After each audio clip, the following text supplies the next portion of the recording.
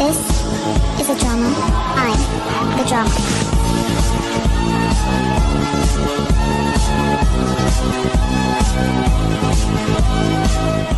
សួស្តីអ្នកគ្នាយើងទៅមើលរឿងយើងភាគទី15វិញម្ដងតកាលពីភាគមុន Thing Fung កំពុងតែសង្ស័យថាសម្ពុតរបស់នាងនៅក្នុងទូរបស់ Viewer នាងមិនបានបើកទេតែទូនឹងក៏បើកខ្លួនឯងស្រាប់តែមានសភៅអាភេទជាច្រើនបានធ្លាក់មកពេលដែលឃើញអញ្ចឹង Thing Fung នាងឡើងឆ្ងល់មែនតែនស្របពេលនឹង Viewer នាងដើរចូលមកនាងឃើញនាងឡើងភ័យនាងក៏ថាឲ្យ Thing Fung មិនក៏មកប៉ះរបស់គេអញ្ចឹង Thing Fung ក៏តបយើងមិនបានធ្វើទេវាធ្លាក់មកដោយខ្លួនឯងតាអញ្ចឹងហើយ Viewer ក៏ចង់នឹងថាហេតុអីបានជានាងមកឈរទីនេះចំណែក Thing Fung ក៏ថាឲ្យវិញហេតុអីបានជានាងដូចជាលាក់បាំងម្ល៉េះ Viewer ក៏តបមួយណាទៅ Thing Fung នាងថាឥឡូវនេះយើងដឹងហើយហេតុអីបានជាឯងលាក់របស់សម្ងាត់ឯងចូលចិត្តរបស់បែបហ្នឹង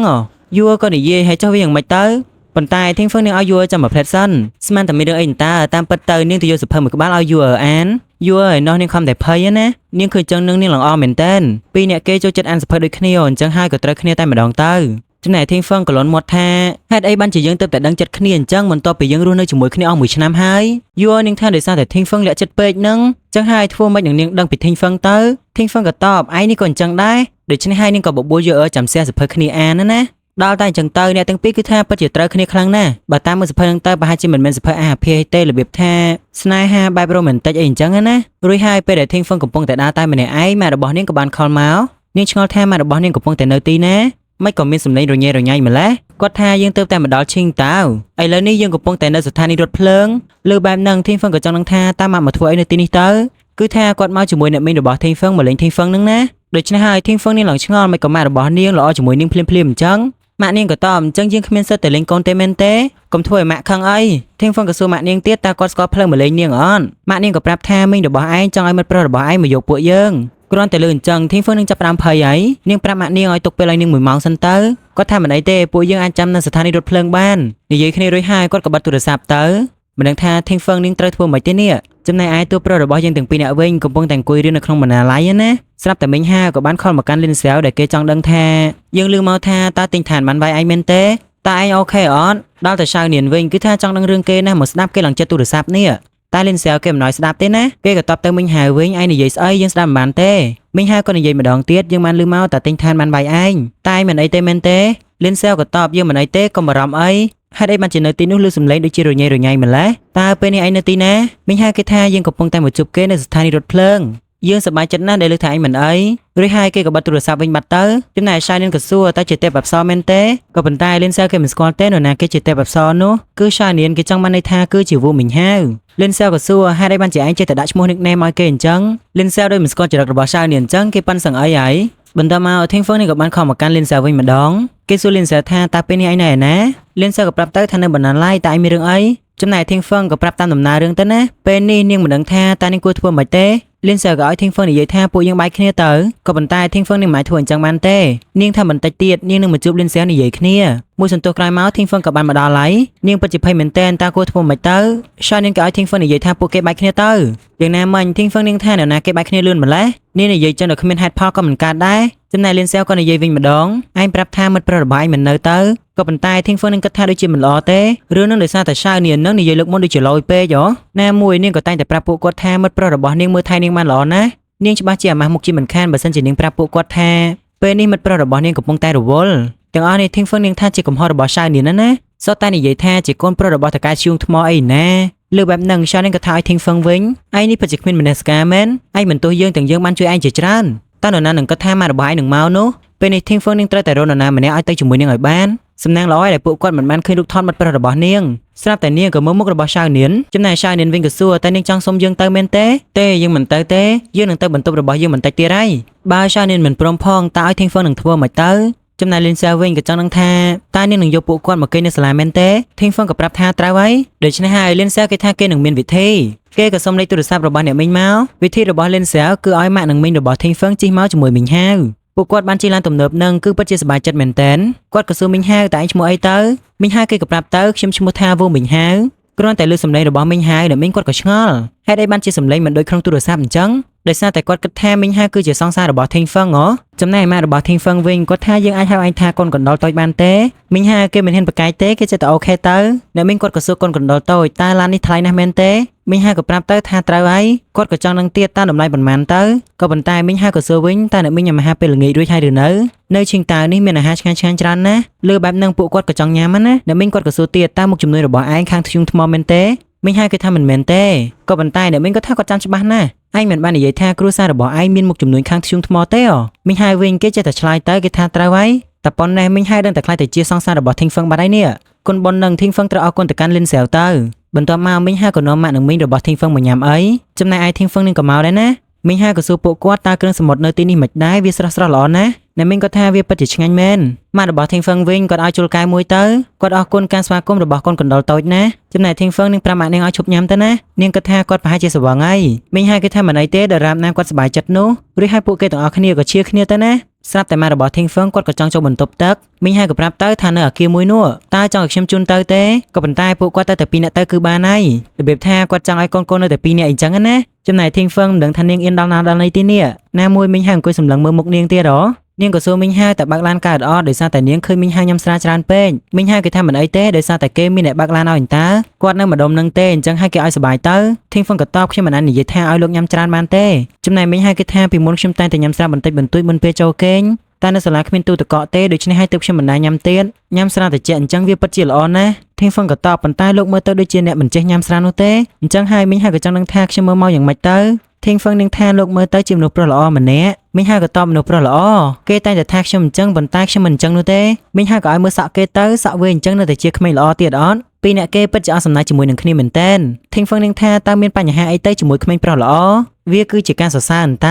ាចំណែកមីងហាក៏និយាយវិញម្ដងថាគ្រប់គ្នាតែចង់ឲ្យកូនរបស់ពួកគេមានអាកប្បកិរិយាដ៏ល្អបំផុតនៅលើលោកនិងធ្វើតាមនៅអ្វីដែលពួកគាត់បានរៀបចំឲ្យហើយក៏ធំធាត់នឹងរស់នៅតាមផ្លូវដែលគាត់ចង់បានចង់បញ្ចប់ទៅកូនទាំងនោះគឺជាកំណត់ថ្មីរបស់ពួកគាត់ដូច្នេះហើយពួកយើងកំពុងតែដើរតាមគន្លងផ្លូវរបស់គាត់ម្ដងហើយម្ដងទៀតតើនេះមិនគិតថាជីវិតវាគួរឲ្យសែទេមែនទេធីងហ្វឹងក៏តបថាបើទោះជាខ្ញុំមិនដឹងថាលោកកំពុងតែនិយាយអីប៉ុន្តែលោកស័ក្តិសមនឹងទទួលបានការចូលចិត្តពីអ្នកដទៃលើបែបហ្នឹងមីងហាក៏អរគុណដែលនាងចូលចិត្តខ្ញុំជាខ្លាំងរួចហើយពីអ្នកគេក៏ឈៀគ្នាទៀតអញ្ចឹងទៅបន្ទាប់មកធីងហ្វឹងក៏ចង់ទៅរកមីងនិងម៉ាក់របស់នាងខ្លាចថាពីអ្នកគាត់វង្វេងផ្លូវណាដូច្នេះហើយនាងក៏ចេញទៅតាមគាត់តែម្ដងទៅនៅឯបន្ទប់ទឹកអ្នកមីងនិងអ្នកម៉ាក់របស់គេបាននិយាយគ្នាដោយអ្នកមីងគាត់គិតថាមើលទៅមីងហាដូចជាមិនសូវស្រឡាញ់ធីងហ្វឹងទេមើលទៅគ្រួសាររបស់គេគឺពិតជាមានណាដូច្នេះហើយគាត់ប្រាប់ឲ្យម៉ាក់របស់ធីងហ្វឹងរកការងារឲ្យបងប្រុសរបស់ធីងហ្វឹងមួយទៅព្រោះថាពេលនេះគាត់មិនទាន់មានការងារធ្វើណាក្នុងកំឡុងពេលដែលពួកគេតាក់ទងគ្នាពួកគាត់ក៏ចង់ទាញយកផលប្រយោជន៍តែម្ដងរឿងទាំងអស់ធីងហ្វឹងនឹងស្ដាប់លើទាំងអស់ហ្នឹងពេលដែលពួកគាត់ចេញពីបន្ទប់ទឹកវិញពួកគាត់ឡើងភ្ញាក់ធីងហ្វឹងដោយសារតែនាងកំពុងតែឈរស្ដាប់នៅខាងក្រៅនាងខឹងណាស់នាងក៏សួរម៉ាក់នាងតើមកទីនេះដើម្បីទៅរកការងារឲ្យបងប្រុសទេមែនទេមីងរបស់នាងចង់ឆ្លើយនឹងក៏នាងមិនឲ្យឆ្លើយដែរនាងចង់ស្ដាប់ចម្លើយតែពីម៉ាក់នាងតែប៉ុណ្ណោះតើនាងចំពោះម៉ាក់នាងគ្រាន់តែជាឧបករណ៍ទេមែនទេម៉ាក់នាងគាត់ថាមិនមែនអញ្ចឹងទេម៉ាក់មកនេះក៏ចង់ជួបឯងដែរនាងគ្រាន់តែលើពាក្យដែរអញ្ចឹងណានាងក៏អន់ចិត្តមែនតែនគ្រប់ពេលម៉ាក់របស់នាងតែងតែស្រឡាញ់បងប្រុសរបស់នាងជាងនាងណាចំណែកឯមីងរបស់នាងវិញក៏ជួយនិយាយម៉ាក់នាងទៅគាត់ថាបើសិនជាធ្វើអញ្ចឹងឯងនឹងរស់នៅកាន់តែប្រសើរជាងមុនធីងហ្វឹងនឹងថាសម្រាប់ខ្ញុំបងប្រុសរបស់នាងតែងតែធ្វើបាបនាងនៅពេលដែលគាត់ឈឺហើយទាំងមីងទាំងម៉ាក់នាងគឺថា take care បងប្រុសនាងតែម្ដងមិនតែប៉ុណ្ណោះទេឲ្យនាងធ្វើអ្វីតាមតែបងប្រុសរបស់នាងបញ្ជាណាពេលខ្លះនាងចង់តែឈឺដែរតែដើម្បីឲ្យម៉ាក់នាងមើលថែនាងដែរឥឡូវនេះគឺថានាងនិយាយមិនត្រូវគ្នាជាមួយម៉ាក់នាងនិងមីងនាងតតែសោះនាងក៏ប្រាប់ការពិតតែម្ដងទៅថាវូមីងហាមិនមែនជាសង្សាររបស់នាងឡើយដំបងឡើយនាងក៏ហក់អញ្ចឹងនេះមានអារម្មណ៍ថានាងមានកំហុសតែពេលនេះនាងមិនគិតអញ្ចឹងទេនោះទេមីងនាងក៏ថាឲ្យតែឯងនៅសាលារៀនអីទៅបានចេះកុហកអញ្ចឹងចំណែកធីងហ្វឹងនាងក៏ថាឲ្យវិញតើជិះឡានល្អនឹងមានអារម្មណ៍ថាល្អណាស់មែនទេញ៉ាំរបស់ free តើវាឆ្ងាញ់ណាស់ឬនាងក៏ប្រាប់ឲ្យពួកគាត់កុំឲ្យខាតអីតែញ៉ាំមួយសន្ទុះទៀតទៅលើបែបហ្នឹងម៉ាក់របស់នាងក៏មិនដឹងនិយាយទៀតដែរគាត់ក៏ដើរចេញទៅបាត់ទៅចំណែកមីងរបស់នាងវិញក៏ខឹងនាងណាស់ដែរណាបន្ទាប់មកនាងដើរមកវិញនាងឃើញមីងហាអង្គុយនាងក៏សួរលោកមិនទាន់ត្រឡប់ទៅវិញទេមែនទេខ្ញុំទៅរកពួកគាត់សិនមីងហាក៏ប្រាប់ថាពួកគាត់ប្រាប់ឲ្យពួកយើងត្រឡប់ទៅវិញរៀងខ្លួនទៅមុននឹងប្រហែលជាគេបាននិយាយជាមួយនឹងម៉ាក់ធីងហ្វឹងហើយគេក៏ដើរទៅចិត្តធីងហ្វឹងដល់និយាយថាខ្ញុំដឹងអស់ហើយតើនាងទទួលរងច្រើនណាស់មែនទេស្រាប់តែធីងហ្វឹងនាងក៏យំតែម្ដងដោយសារតែនាងទប់ទឹកភ្នែកមិនជាប់សុភាពបរោះដូចជាមីងហាគេមិននឹងដាច់ចិត្តឈរមើលនោះដូច្នេះហើយមីងហាក៏ទាញធីងហ្វឹងឲ្យមកយំលើស្មាគេម